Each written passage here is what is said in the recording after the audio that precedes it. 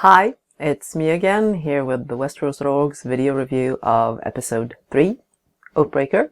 I'll do the usual way. I'll split it up according to storyline, and at the end you'll get a little bit of speculating on what I think that some of these are going to be spoilers for the books or not. Actually, this episode, there's not too much of that, I think, but let's get to that in the end.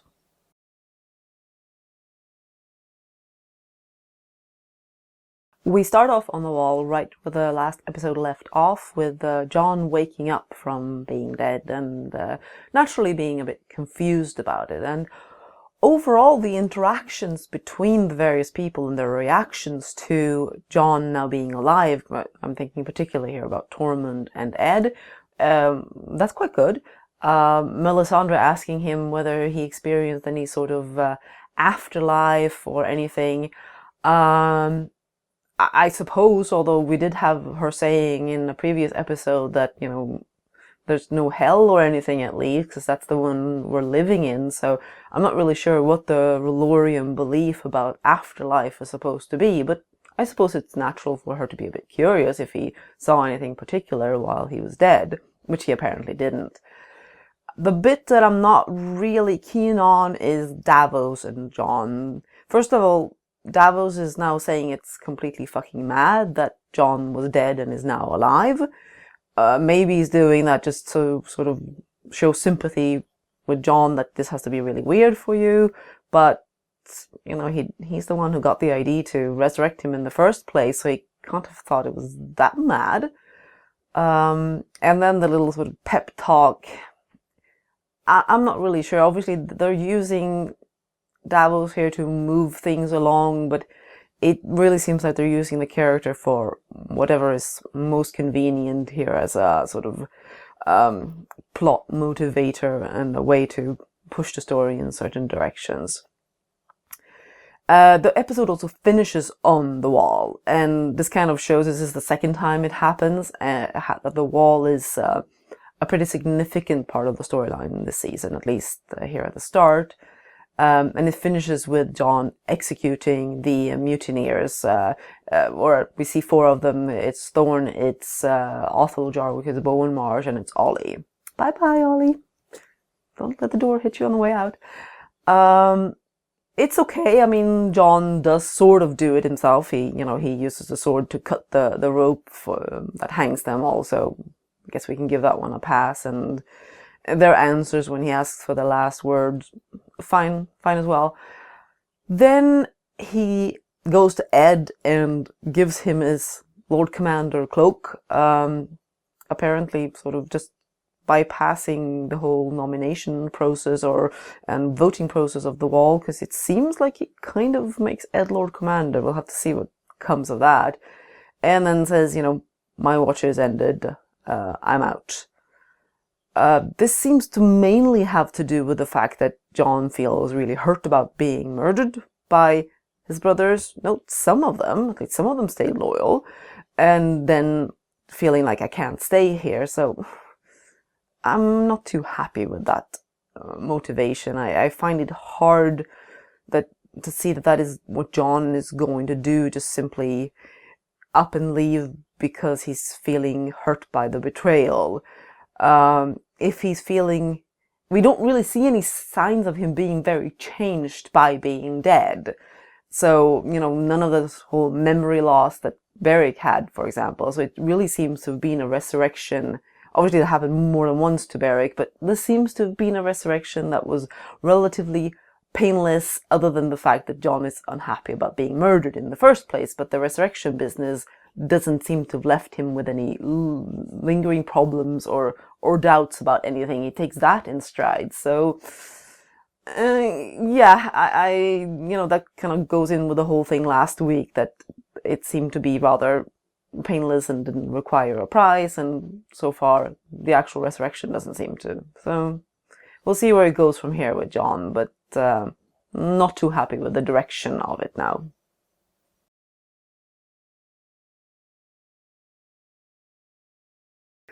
Then we catch up with Gilly and Sam out on a ship somewhere, and first let me say that as a subtitler I am definitely over Gilly's linguistic problems. Please don't make me translate any more word plays along the line of C and C. I managed to solve this one, I hope, in a decent fashion, but they're tough. And it's one of those things that they keep doing with a character. At least this one was more believable than her confusing a Stark name was Ostrich for ostrich when the heck would she have seen an ostrich? So fine, this was more believable, but please stop doing that. And generally, when it comes to Sam and Gilly, I'm over the love story. I wasn't really on board to start with, to be honest, but now I'm really over it. Sam feeling responsible for Gilly and little Sam, fine. Sam acting more and more like Gilly's the center of his universe, not so fine.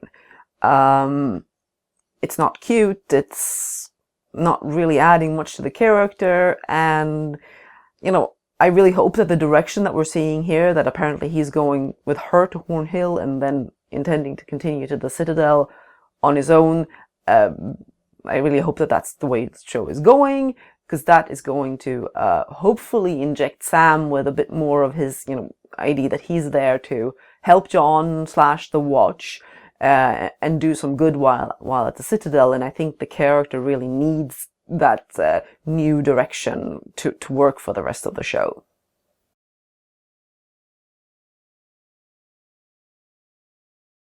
And next up we have what is probably the most anticipated moment of this episode, and perhaps of, I can't say of the season, but it is a big one. It is another vision from Bran being taken by the Three-Eyed Raven to a point in the past, and this is where he sees 6 horsemen riding up to face 2 knights at the Tower of Joy. Yes, a couple of people got lost along the way, but fine. That is the least of the problems with this scene. It is unfortunately a huge letdown. I kind of had the sense that it was going to be because, well, first when we had the casting briefs that got out, it described Arthur Dayne as a legendary, it didn't actually mention him by name, but it mentioned a legendary warrior with a legendary sword. So far, so good, right? But then we get to this episode, and all of a sudden that legendary sword has transformed into 2 swords. Yeah, I guess it kind of got split along the way or something. This is not a good idea. I think perhaps, were they listening again to the same stunt coordinator who decided that Wushu was a great fit for Oberyn's fighting style? Something like that, perhaps. So we have Arthur Dayne twirling 2 swords. That alone is enough to, make my eyes spin instead of roll. And they focus on, they make the fight the focus of the whole thing. That was kind of, that was expected once we saw the trailers showing him twirling those swords around. Obviously, we have to have, badass Ned that they had built up as such a fighter facing off with this even better fighter, and that was going to be the high point of the whole thing until, Howland Reed sneakily shows up as a heroic shadow and stabs Arthur Dayne in the back, which Bran is shocked over. The rest of the scene is not really great either, what there is to it. The initial conversation, these actors are passable, I suppose. But the guy that they had for young Ned has an unfortunate accent and high voice, which sounds very little like Ned. And it kind of just throws you off when you're watching it. And I think that if they were going to do this, it should have been in the first season. It should have been that fever dream from Ned, and they should have tried to capture that feel, because if you look at the books, the fighting isn't described. And I doubt that we are going to get a blow-by-blow from Howland Reed when they get to that point either. Maybe I'm wrong, but it doesn't feel like the sort of thing that George would do. The fight itself is secondary. It's why they're there, the fact that people died, and they just don't get any of the feeling of the scene. It's one of the most amazing passages from the books, and there's none of that. It's just a straightforward, we're watching this home video of Ned's past and showing this scene of him fighting. That's all there is to it. None of the weight is there. There wasn't really much, I suppose, of that weight, or a little bit more, because they kept the whole conversation in the fan-made film that was made a while back of the Tower of Joy sequence. They also decided to play out the fight. I mean, it's not played as a vision or a fever dream, so it does have, but at least it's balanced by keeping a bit more of the conversation in the beginning. I wish that maybe they had gone with the idea of Bran's visions being less of this sort of home video of the past, which is clearly showing what happened, and tried to make it a bit more of a visionary experience. Maybe they could have sold this scene in a better way, even including the fight. But as it is, it's just, ooh, we've got two badass swordsmen and we're gonna show them fighting. That's not what the Tower of Joy is about. That's not what it should be about. But, you know, that's apparently what it is about on Game of Thrones.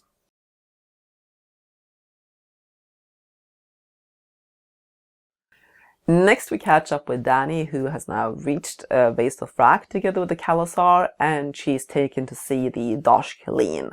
And here we get a bit more of that odd posturing from Dany, and that she's not happy with how the Dosh Khaleen are treating her, so she says that you're making a mistake. You know, it's Khaleesi to the Great Call.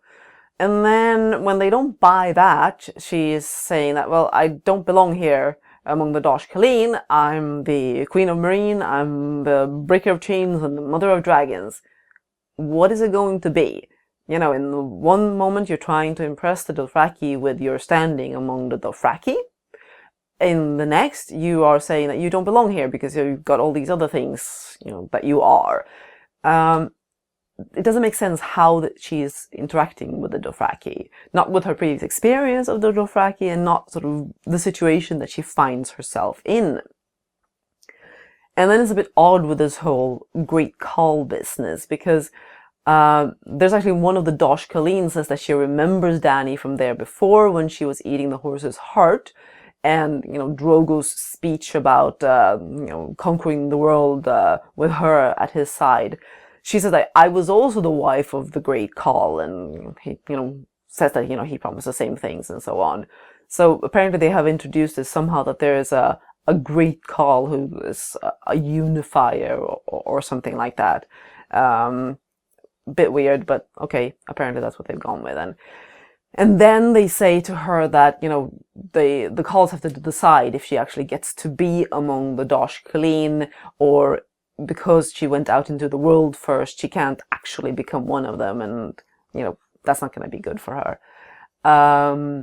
That is, we don't know, it may be that that's the way it works in the novels, so we haven't obviously met the Dosh Khaleen in that way yet and had it brought up. Otherwise, they may have made that invention just to have that bit of tension. What's going to happen to her if, you know, they don't accept that she's going to be a Dosh Khaleen and so on. But, you know, the way they're portraying Dany here is not really to my liking at all. But it hasn't been for quite a while, to be honest.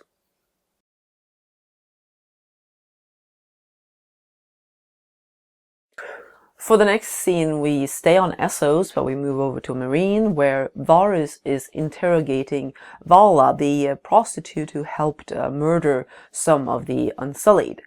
And he's basically trying to do his whole, oh, you know, I'm a kind person, and, you know, I would never hurt your child, but there are those who definitely would. If you, you know, if you say something, they're gonna hurt you, and if you know, we end up having to execute you for your crimes, then your poor sickly son is going to hurt as well. And Dom, by the way, is a kind of silly name, but, you know, maybe peasant name for Meereen or something, whatever. It's okay. There Varys, you know, if he's supposed to be honest about the whole, oh, you know, I never hurt children, and I'm, you know, this really kind, thoughtful person who's just trying to help everybody, like, you know, booking passage on a ship for her and giving her money. If he's really supposed to be that genuinely kind, then there's something wrong, and I'm a bit concerned that that is the case. I'm more concerned, however, with the Tyrion scene that follows. He's sitting with Missandei and Grey Worm, passing time until Varys gets back to them with the news of what he's found out. And Tyrion is trying to be funny again. Please, please stop it. Yes, Tyrion's supposed to make little quips and such here and there, but him trying to engage Missandei and Grey Worm in chatting with him and then playing some sort of game with him, it's cringy. Maybe it's meant to be cringy, I hope that's the case at least, but it's too much. It is all we are getting from Tyrion, pretty much.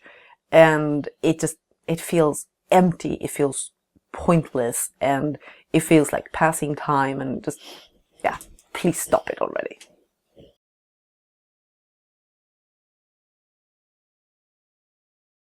The scene in Meereen finished with Varys mentioning his new little bird that he has gotten himself in Essos, and as we transition to King's Landing, which once again gets a set of connected scenes, we see his old little birds, which have apparently been taken over by Qyburn, by him helping their families and feeding them sweets. So I guess they were pretty easy to bribe and get a hold of. But, Qyburn does seem like a very nice old man, and certainly the acting for getting him to come across as this kindly grandfather is quite good, and contrasting that with the creepiness of what he does, that works quite well.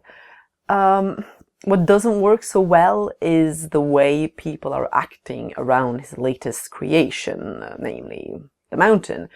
The reanimated mountain, I should say. And when the mountain shows up together with Jaime and Cersei, Jaime is kind of being a little sort of chatty, funny about it, and asking Qyburn, what exactly did you do with him? And Qyburn is a bit vague in his answer about it, and it just feels strange for Jaime to be so casual about it. Like, oh yeah, okay, reanimated person walking around, yeah, no big deal.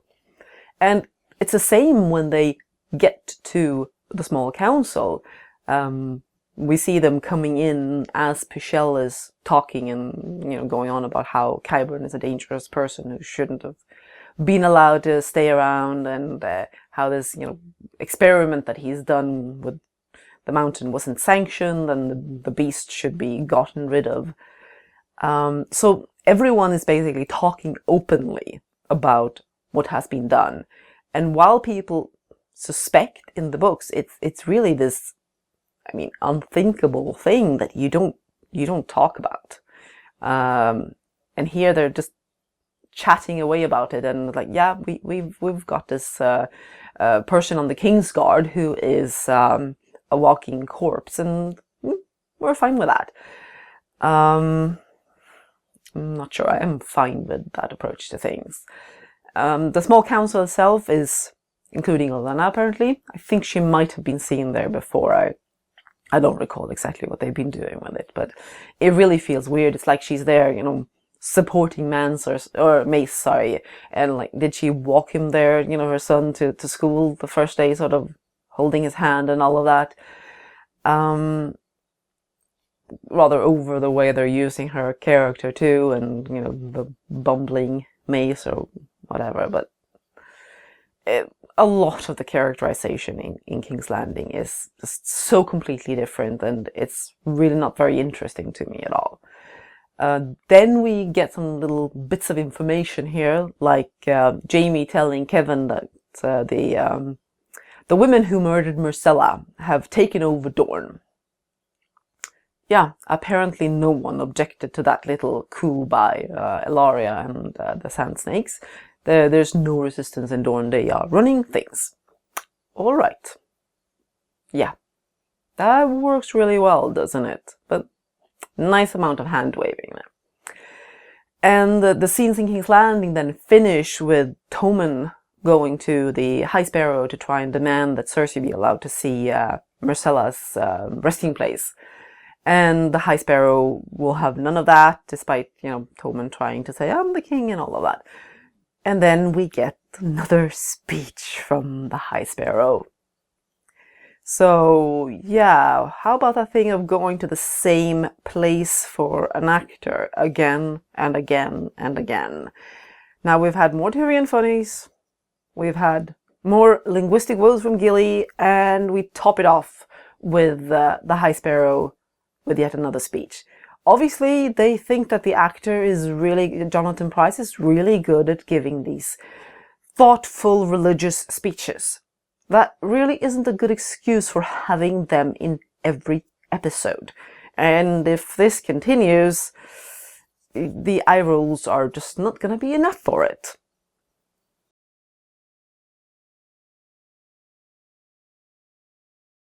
And we're off to Essos again, and this time it's Bravos, and it's a training montage! Sadly without the 80s music. But it's Arya going through various facets of her training, and now somehow they've decided that, okay, we've done these 2 episodes of little bits of fighting with her and the waif out in the streets, now we need to cover a big chunk of her training, so we're going to have the lying game with the waif, we're going to have her mixing potions while blind, finding the right ones, and we're going to have a lot of fighting between her and the waif. In the lying game, we find out that Arya's list has gotten very, very short. There's apparently 3 names left on it, although she's really keen to add the waif, it seems.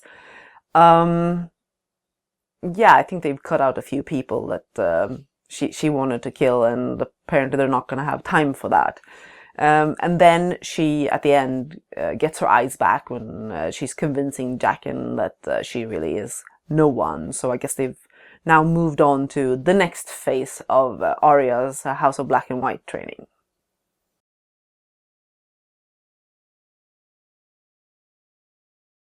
And then we go on to Winterfell for a bit more of the Ramsay show, here joined by Lord Karstock and apparently an Umber as well. It seems the Umbers have decided that they're no longer going to be Stark loyalists because Jon let some wildlings through the wall and they always get to fight them first, so that means that they're no longer on the side of House Stark. Instead they're going to side with the Boltons to try and fight Jon, just in case he's, and tries to persuade Ramsay to go along with it, because he'll, Jon will probably come with his wildlings for Winterfell and be a real threat to the castle. The idea of changing the Umbers this drastically, there's obviously more of that streamlining going on here and simplifying. That's a house they've mentioned before. Now they've done away with them. They've put them on the Bolton side, and it's underscored by the gift that the Umber brings to Ramsay, which is Rickon, Osha, and the pelt of Shaggy Dog. One less direwolf. Yeah, I don't think people are going to be particularly happy about this development. I have a feeling that there's going to be a lot of comments about the fairly staunchly Stark loyalist Umbers being turned into traitors.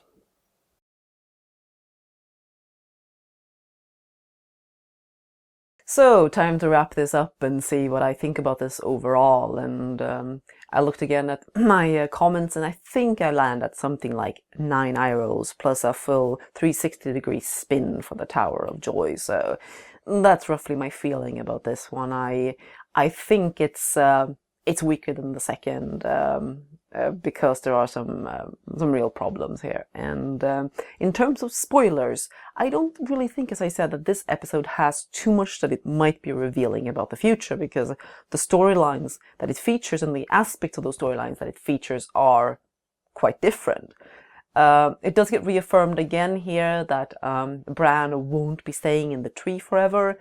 As I've said, I'm dubious that this is going to be true in the books, but we'll just have to wait and see on that point. Dany being brought before the Dosh Khaleen, I'm dubious of this is happening in the same way as well, because she does have Drogon in tow in the books, which I think will heavily influence the way she's interacting with the Dothraki. And then we have the Rickon part. Rickon being taken hostage or being handed over as a hostage, and Shaggy Dog being killed.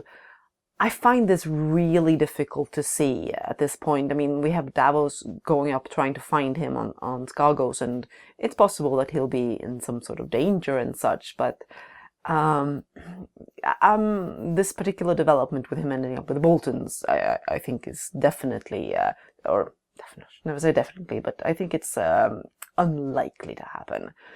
And I think it's a sign of their streamlining and rushing things, that they are collapsing as many storylines as possible into one, or just cutting out more and seeing that people are in the same place so that they can move things forward faster.